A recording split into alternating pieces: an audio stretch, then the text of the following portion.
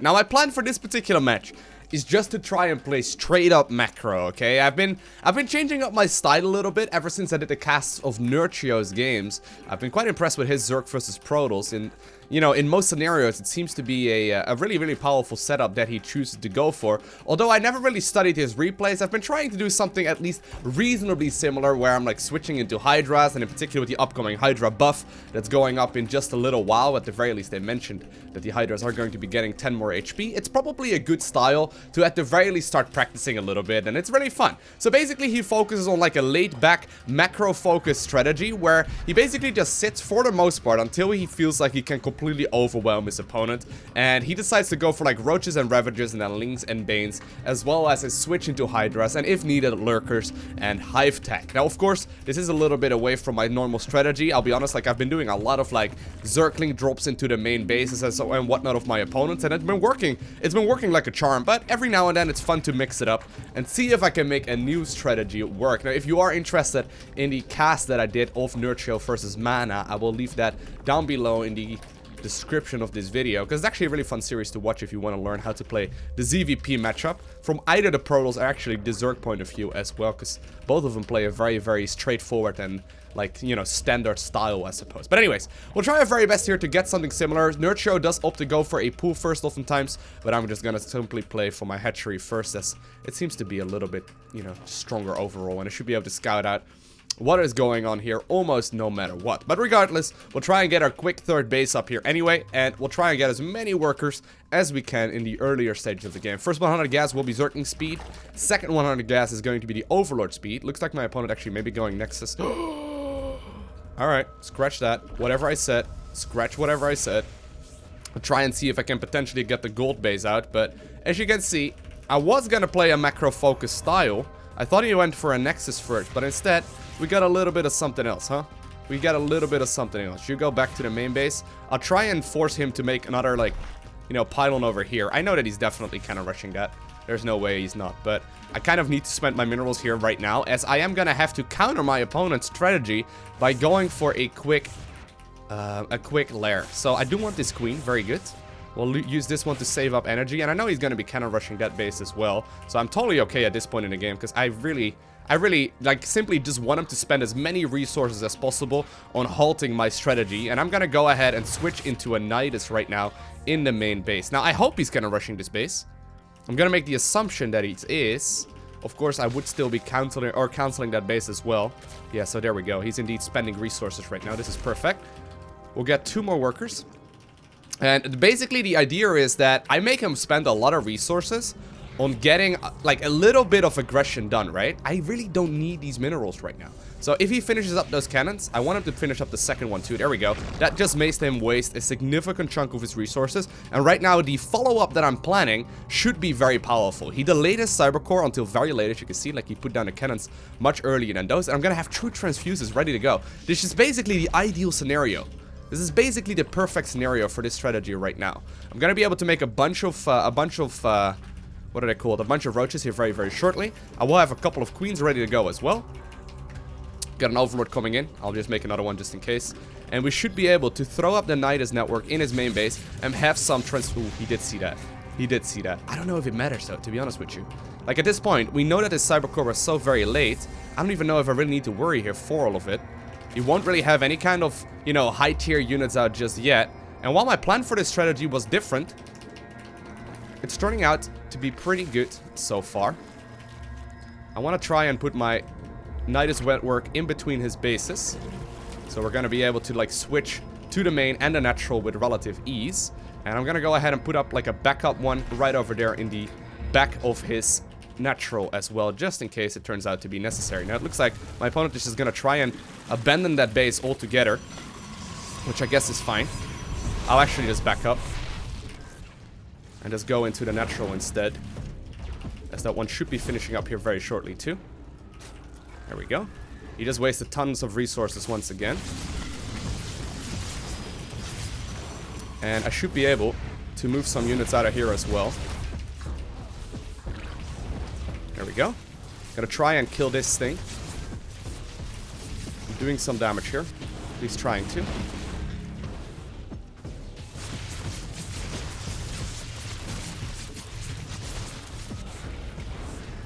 Okay.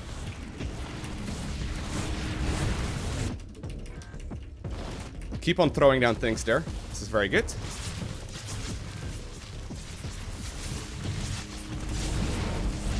Okay. Nydusing in between the bases. And basically just trying to waste him, you know, from spending all of the resources here that he can. Basically just trying to engage several bases at once. There we go. Once again, want to pop the queens back in, as that seems to be the correct thing to do. Gonna have transfuses ready. And we're basically just trying to slowly but surely prevent this guy from ever getting a huge economy out, while also making sure that he can't really get the tech that he's looking for.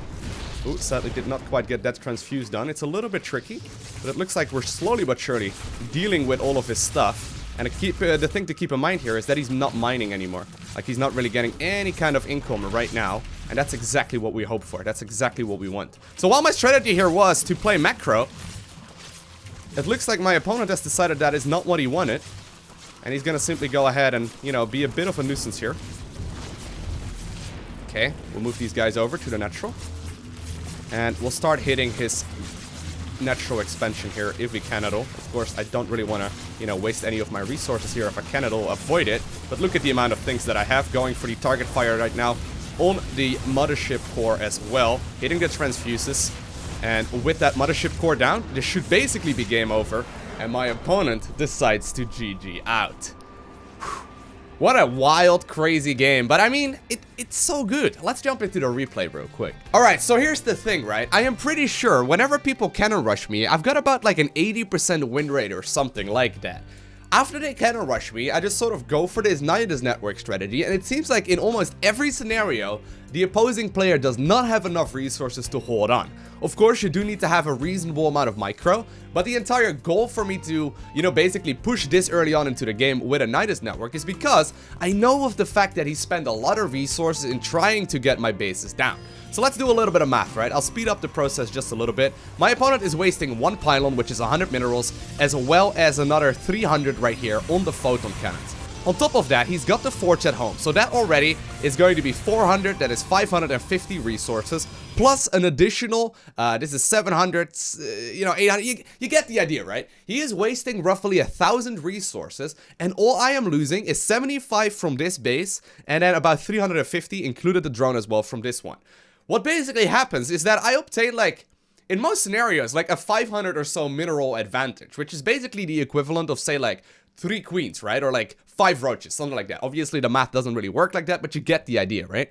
I should never be doing math and calculations in videos, but I hope you get the idea. So basically, I create quite a big, like, advantage economically speaking in that direction, just because he's spending far more resources on trying to get my base down, opposed to, you know, what I'm really spending on trying to get those bases up. On top of that, usually when Protoss players go for the cannon rush, they use it to, you know, make sure that they get their own expansion up early on into the game as well. And my opponent decided to go for the Nexus on the low ground here as a very, very quick follow-up. So really, he's spending like 1,500 resources on trying to do some damage to me while getting himself the economy. Now, of course, right, if I give him time, he's gonna build up that economy, and the disadvantage that he you know, basically set up in the earlier stages of the game is going to go in his favor for sure, because he's gonna be able to mine far more, right? So if this goes on for, say, like 8, 9, 10 minutes, and I just let him sit there and not pressure him at all, and I'm just gonna, like, try and slowly break out of my natural and then expand, you know, eventually. In most scenarios, yeah, you're gonna end up being behind because he just simply has more economy, right? And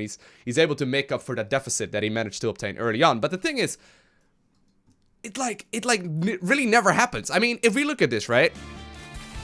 I'm able to produce so many resources, or so many units here, and so far, right, the economy is definitely not, like, significantly in his favor, because this base is still not kicking in. So really, like, you can see here that the army supplies will go heavily into my favor right now. I mean, this may not look like a severe advantage. I mean, right now it's 45 versus 34, but that's a massive, like, difference, percentually speaking, right? And you gotta keep in mind that he just simply doesn't have any defensive units here other than the Mothership Core and then the Stalker as well. Now, of course, I have made videos about this in the past as well. It is important that you save up Queen transfuses and that you go up to a lair and the second gas as soon as possible, because you do need the transfuses in order to like actually stay alive. If you put in the Queens first, they will pop out first as well, and with the transfuse energy, you can keep the Nydus Worm alive for a little while longer.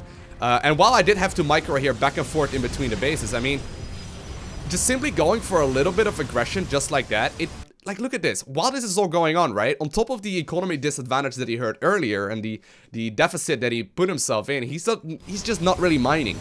And while sometimes it is a little scary if your opponent goes for the quick cybernetics core, they can get like a Stargate out as well. But I had like 4 transfuses here ready by the time that potential switch would have come into the play as well. So I think that pretty much every single time the transfuses will be available as well, and the Queens will just be able to shut it down. So honestly, like, I really haven't lost very many games where my opponent goes for a cannon rush unless I like severely mess up the micro. In almost all scenarios, you're going to be just fine, as you can just simply, you know, go back and forth in their bases and just go from there. So I hope this gives you a little bit of insight. One important thing, by the way, if you're gonna attempt this when your opponent is going for the cannon rush, put down the initial Nydus Worm in between the main and the natural. So when they do this like probe walking, you can still like you know, at the very least try and push down into the natural if it turns out to be necessary. But honestly, it's pretty straightforward and pretty powerful. I would say I got at least 80% win rate whenever my opponent cannon rushes. But anyway, I hope you enjoyed watching this video. If you did, make sure you hit that like button down below. And if you want to see more, make sure you hit that subscribe button so you get a notification as soon as I upload more. I want to thank you for watching. Have an amazing day. Do not forget to smile, alright? And I will see you in the next one.